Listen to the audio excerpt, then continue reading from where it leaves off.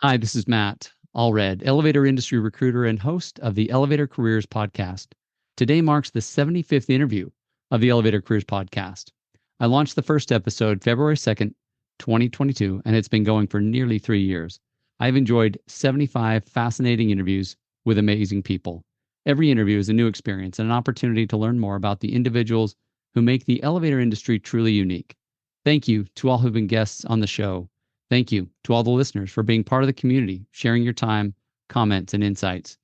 My desire is to continue to build upon an amazing industry, to give back to those who have given so much, and to do my little part in helping make the elevator industry a special place for all who are involved. Thank you again, and I hope you enjoy today's show.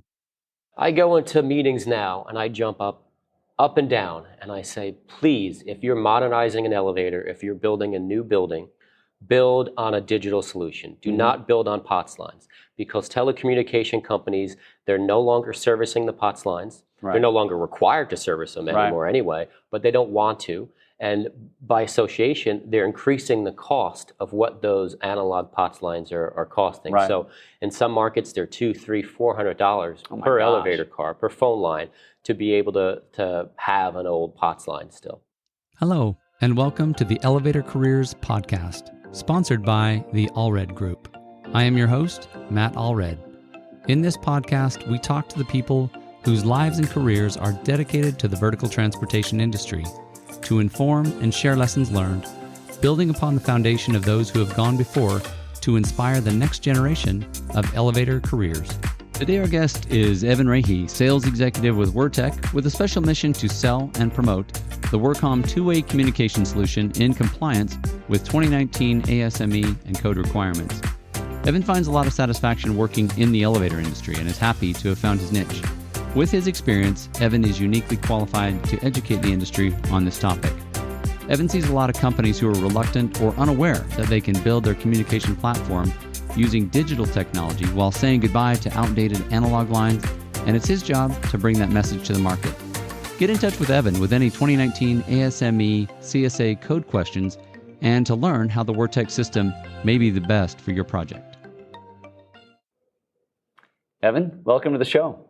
Matthew, it's very good to be here, and thank you for having me on the first ever in-person. The first ever in-person, you're right. This will go down as a trivia question 25 conferences from now. I'll look back and say, remember that first podcast you had? Who was that weird guy on the podcast? So, but very happy to be here, and thank you for choosing me to be here. Thank you. No, this is fun. I've enjoyed our previous conversations, and honestly, it was your suggestion. Let's just do this together when we get together for the conference in New Jersey, and here we are. So might as well make it happen. So thank you again. No problem. So tell me, how did you get started in the elevator industry? Well, I wish I had a really cool story of how I somehow ended up in the elevator industry, but at the time I was working in another industry, didn't even think about elevators. Right. Then a recruiter called me and said, hey, do you want to check out this position at an elevator company? I said, yeah, let me check it out. And now 2.5 years later, I'm still in the industry and really enjoying it. Cool. What was it that, I guess, brought his attention to you? What were you doing at the time that made him think, hey, this guy's got what we need? I think it was just being a sales professional. I was working sales for another company before the Caesarstone. Okay. And I think they just saw some experience on LinkedIn.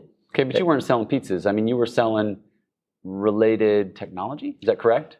At the time, it wasn't even technology. Okay. It was quartz countertops. Okay.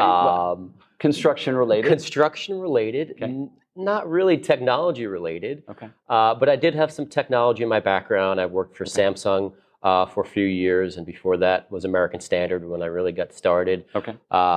Background in school was technology, so I definitely had some technology experience. Okay. But they had a conversation with me, and I ended up in an elevator company. Very cool. So, and now, I mean, you're at Wurtec right now. Was that the first? Where were you before, I guess? Where was it that you first landed? My first elevator company was a company called Avire. Okay. They're the brand that the elevator industry might know as Rath and Janus. Okay. I was there for about a year, and then came over to Wurtec, where I'm with right now. Gotcha. Very cool. And so all told, you've been in the elevator industry for 2.5 years, I would say. Cool. I guess I'm still a newbie in the elevator industry, but it's been a great place to be, and I'm very fortunate to be here. That's awesome. That's awesome. As you look back on your career, what would you say is one of the most valuable lessons that you've learned thus far? Probably that nobody is going to come and bail you out. You have to do it yourself. Elaborate a little bit on that. Yeah, there's going to be times when you think that the entire world might be against you. That Been there. you don't understand anything. You're kind of, what the heck am I doing? Right. And at that point, you need to trust in yourself and almost trust your gut a little bit to say, all right, well, the cavalry's not coming. What am I going to do to make sure that I get through this storm, right, for myself and for my family? Very cool. Very cool. What do you love most about the elevator industry? By far, the people. I was very fortunate during my time at Rath to met a really good group of guys that probably served as my mentor both professionally and personally. Okay.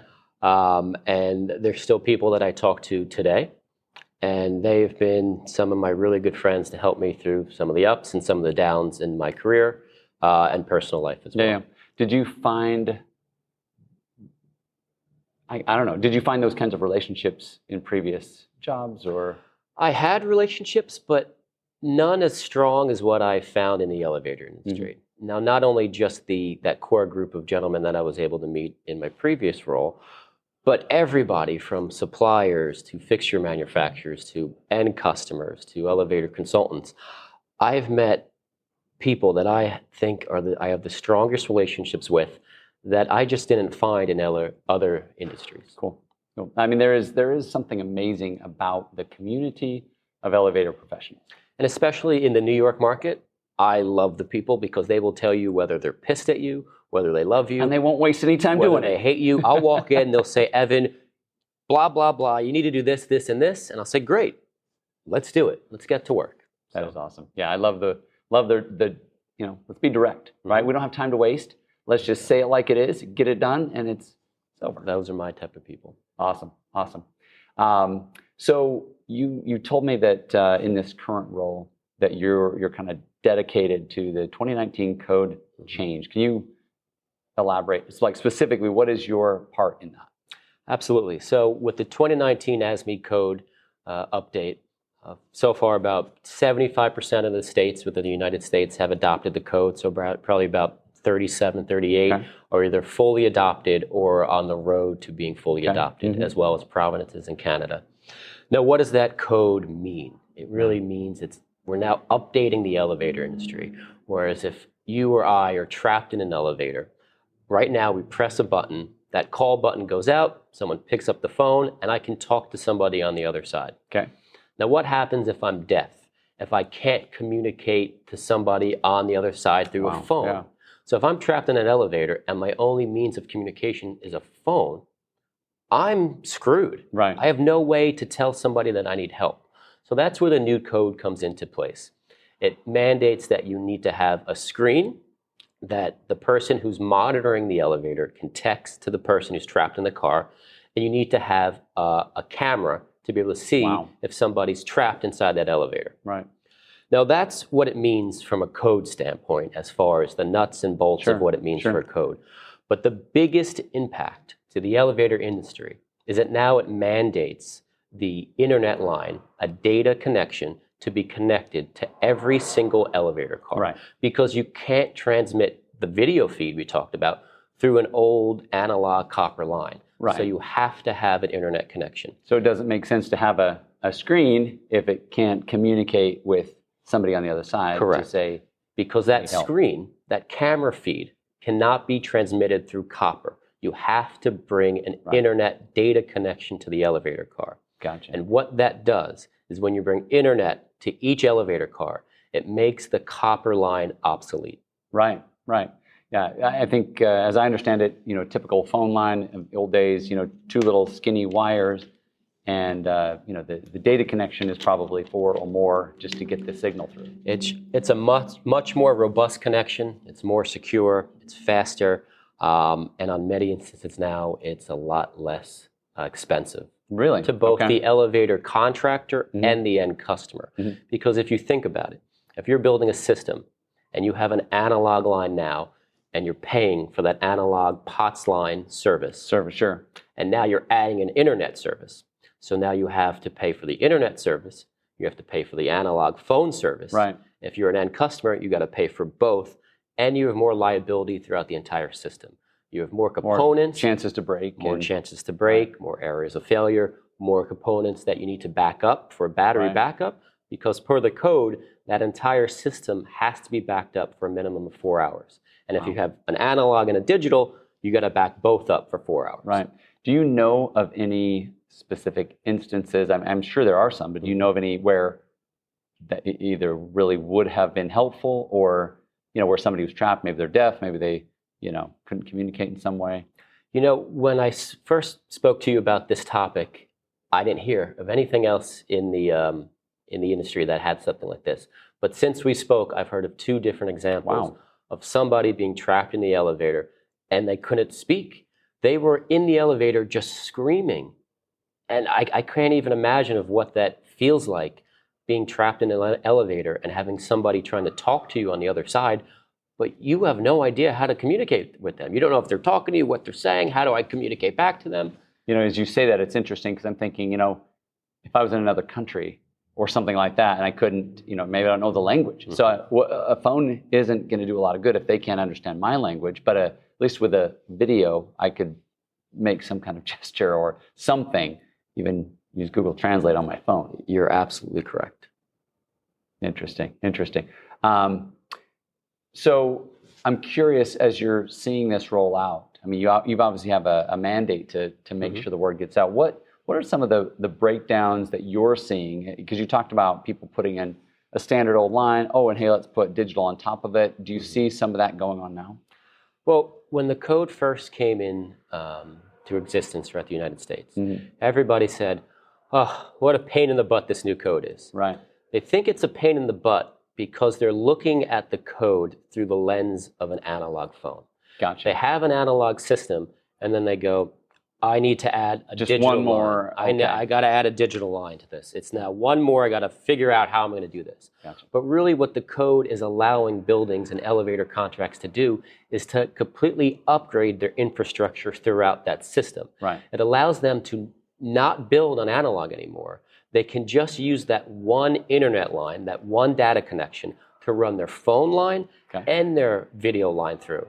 And when you have a system that's built on all digital, you can now monitor and maintain that system through digital. You don't have 2 separate systems going at the same time. Gotcha. So it sounds like some people just aren't seeing the opportunity to drop the POTS line, as we call it, mm-hmm. right? And just get rid of that and change to a digital system. Correct. And I do think as the manufacturer, we have a responsibility to educate the market on that. Right. The first solutions that came to market were all analog-based systems that allowed the analog phone to work, and then they added that phone digital component to it. Interesting. So since 2019, some people have put that out there, and what you're saying is, hey, let's just forget the old analog. Let's add a completely digital system. Mm-hmm.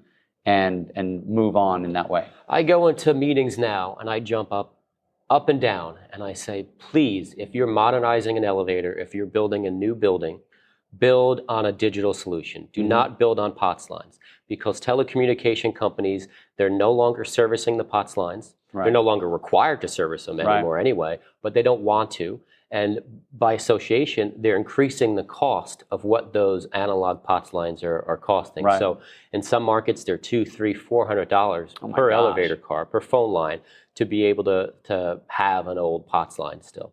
I mean, it sounds like that a digital system would be much cheaper if you're paying that kind of service for a POTS line. Absolutely. If you can go all over digital, you have to pay the internet service no matter what. Yeah, right. No matter what, you're paying the internet. Sure. So why pay both?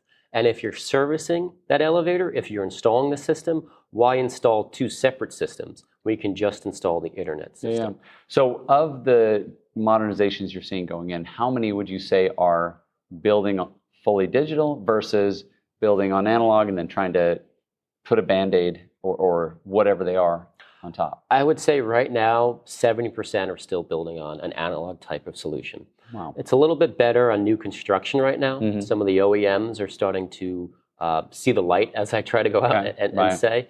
But a lot of the mods, a lot of new elevators right now, they're still going forward with an analog solution and then adding a digital component for the video feed. Yeah.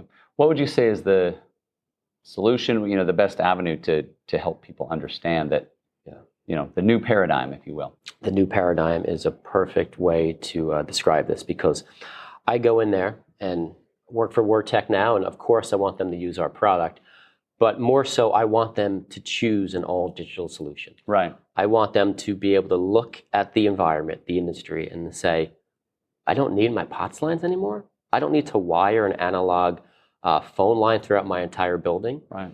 The one caveat of the code is if the building is over 60 feet of travel, you need to have an on-site communication device for emergency personnel to be able to see inside that car. Now, if you have an old system that's built on analog, most of the time you're going to have this big clunky box called the distribution module. Right. And you wire every single phone back to that distribution module. And that is the brain of the system. Sure. And allows each phone to talk to the master station. That's how analog is built. And you can only monitor and talk to wherever that distribution module is. Right. So with digital, you don't need that distribution module anymore. Whatever device is hooked up to the internet, you can monitor your entire system from. Sitting right here, we can monitor the phone line and the video line of any building that's in my control. Cool. You could be on the beach in Atlantic City, you could be sitting at your home office, you can have 5 different people walking around a building, 3 security desks, and a super, and they can all monitor their system as long as they have an internet connection. So that's awesome. I mean, it certainly sounds like it's simplifying the process and obviously implementing the code and making it safer for everyone in the process. Yes. And that's the biggest thing that I want the market to know is simple. Right. You don't have to look at this code as, it's a big complicated mess. I don't want to touch it. Right. I want to pull my permits before this code comes into effect. Right. When really, it's a blessing. You can come in here and just simplify your entire communication offering throughout your elevator. Yeah. So does the technology fully support it? I guess that's one of my questions. Like as far as like a traveling cable, in my mind, I'm just wondering if is it more difficult to get digital because from what I've seen, they tend to sway and move and go with the car and are the cable able to hold that, to do that? Yeah, and that's a good question. In the current infrastructure, the biggest challenge is how do you get the internet connection through a traveler cable? Okay. Because in the current setup, you can't send a Cat5 down the traveler right now. So how do you get that internet connection? Can't send one, you mean retroactively? Correct. Meaning, hey, let's just tape it to it, or you can't stuff it inside, it's already wrapped up. Exactly. Okay. So how do I send that internet connection that's usually brought into the building through, say, a Cat5 or Cat6, depending on your shielding there. How do I send it down the traveler cable and get it to the elevator car? Right. Well, right now, what you have to do is convert it. You have to take the internet line, typically in the machine room or coming from the building, you convert it, and then that allows you to send it down a shielded pair through the traveler cable. Okay. And then you get back to the elevator car and you convert it back to Cat5. Interesting. So digital, analog, and then digital again? Yeah, I don't know if I would call it 100% analog, but yes, you're going Cat5, you're taking that Cat5 connection, you're sending it down shielded twisted pair, and then back to Cat5. Interesting. Okay. So it sounds like without the new traveler cable, you've got to have some kind of bridge route or something to kind of just do that translation on both ends. Exactly. You need something to be able to send the internet connection through the traveler cable. Now, in 5 or 10 years, we might be talking and we might be saying, Evan, every single traveler cable has Cat5 in it now. There are traveler cables on the market, although I would say less than 1% is being installed today with a Cat5 in the traveler cable. Oh, really? Even though this is a 5-year-old code, it's just not. It's just not being adopted from a traveler cable standpoint. Interesting. Okay. I think that number will tick up as Sure. this code becomes more prevalent throughout the industry. Mm. And then if you have a traveler cable with Cat5 in it, you no longer need to convert it. Right. So you just take the internet connection from your machine room or your building and you send it straight down to that elevator car. Right. No need to convert it. No, that sounds like the simplest solution, but obviously there's some growing pains in the process. And it's another point to why you'd want to build on digital. If you have Sure. an all digital solution and then you find a building that has Cat5 in it, you now eliminate your components in the elevator, in the machine room. Right. Whereas if you still have an analog system, you have all those components that are still part of your system that you need no matter what. Right. But if you find a building that has Cat5 in it already, no need for the converter, no need to back up that converter, Right. send the internet connection straight to the car, and now you're connected. Very cool. Very cool. So where would you say is the biggest bang for the buck? If where are people going to see savings if they choose to go into a digital system versus the add-on? And I think that answer is different depending on who you speak to. Mm-hmm. If I'm an end customer, if I'm a university, if I'm a building owner, Right. and I go with an all-digital solution, right off the bat, I'm saving money on being able to not pay the telecommunication Sure. company for an analog phone line anymore. Mm-hmm. I'm saving money on not having to wire my entire building, copper lines from each machine room down to the elevator car, down to the distribution module. Right. And I'm also saving a little bit as far as my liability of having additional components that I need to back up. Okay. Now, if I'm an elevator contractor and I need to install this product, I'm thinking, how do I reduce manpower? I don't want to send a team out there to install this product that's going to take 6 hours or Right. 8 hours. Right. I want to make sure that I can get in there. I can spend 2 hours to set this system up. It's simple and I can get out of there. And if I need to service this entire system, I don't need to service 8 components. I can service 3 components. Right. Very cool. So Evan, what is the biggest opportunity with the 2019 code? Well, I think it depends on who you ask. Okay. I think the biggest opportunity, if I'm a building owner, I get to say, I no longer need an analog line. Okay. I don't have to pay AT&T, Verizon, T-Mobile for those copper POTS lines anymore. I don't need to pay per elevator for a phone line to be brought to my building. I can rip it all out and I can run everything, the video and the audio, all through that internet connection that I need to bring in anyway. Nice. If I'm an elevator contractor, my biggest opportunity is, great, I don't need to wire copper lines throughout the entire building. I don't need to service copper lines throughout the entire building. I can cut down my components for a two-way visual solution, and it makes my entire job much more simpler. If I'm a person who can't hear, then my biggest opportunity is I don't have to worry about getting trapped inside an elevator. The biggest opportunity from this code, obviously, is if somebody is hearing impaired and they're in the elevator, they can now get and receive help. And that's the most important that Sure. I think even at times I lose some focus on. But this code and the solutions that stem from the code are helping people that are trapped inside an elevator that may be experiencing their most terrifying moment in their life. Right, right.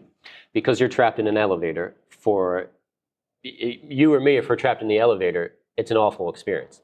But if we're trapped in the elevator and we can't hear, we can't communicate to the person Sure. on the other side, it makes that situation much more terrifying. Yeah. There may be a phone right there, but if I can't speak or hear or both, then a lot of good it's doing. My blood pressure's through the roof. I'm trying to get help, and I have no idea if somebody's coming in 5 minutes, or if that phone is broken and I'm stuck in here for forever. Right. You have no idea. Yeah. Evan, what percentage of mods are you seeing built with a digital technology backbone? Yeah, I would say today we're still seeing probably only about 30%, maybe even under 30% of going with a fully digital solution. 70 or even more are still utilizing an old analog technology to build their two-way visual system on. Thank you. And that's not enough. That's Right, no. So Evan, does the 2019 code requirement that requires two-way video communication affect Canada as well? Absolutely. And it's under the jurisdiction of CSA in Canada, and more provinces are starting to adopt the code similar to what we see in the United States. The options in Canada are limited, but really there is no forward-thinking company in Canada right now that's allowing companies to build on digital. We're one of the first ones in Canada that's allowing people to simplify their solution and build completely on digital. Very cool.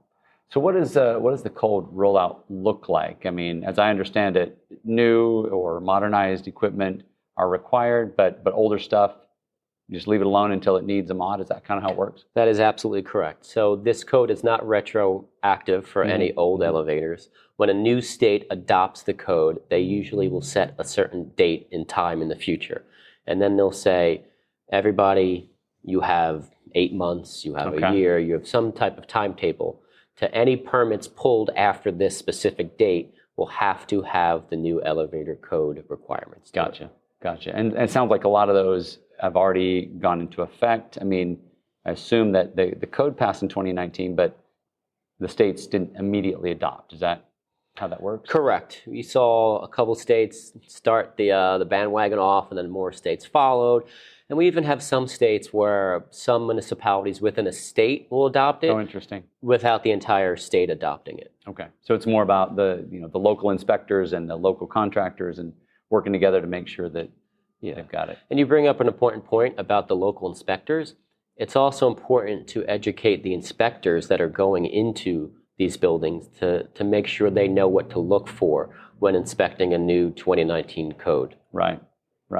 Yeah, because they're going to have to be the ones saying if this does or does not pass. And it also gives a consistent message to the industry that allows them to build on. Right. I've heard different industries or different metros and markets say, I'm confused about how much the elevator camera needs to view the floor.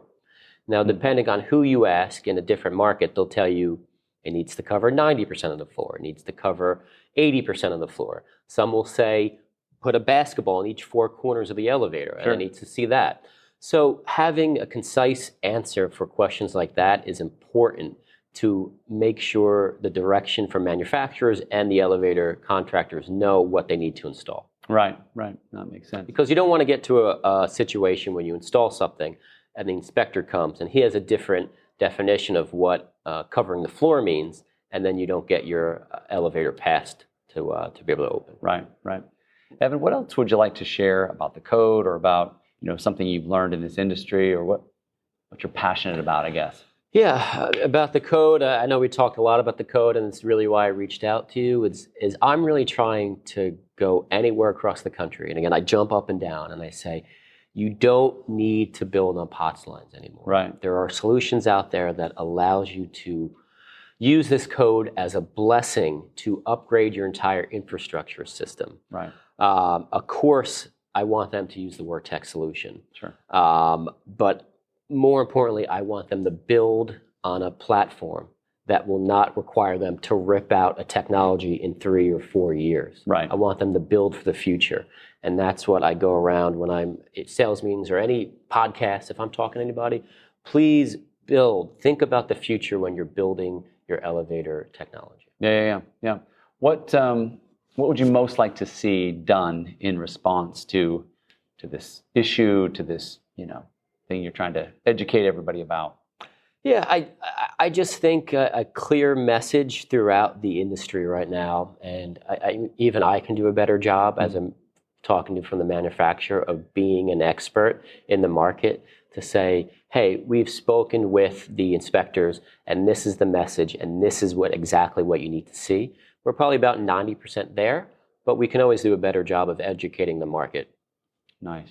Well, Evan, thank you for being with me today. It's been a pleasure. I appreciate you being on the podcast with me. Great. Well, thank you very much, Matt, and I look forward to many more great conversations together. Thank you very much. Thank you for listening to the Elevator Careers Podcast, sponsored by the Allred Group, a leader in elevator industry recruiting. You can check us out online at elevatorcareers.net. Please subscribe, and until next time, stay safe.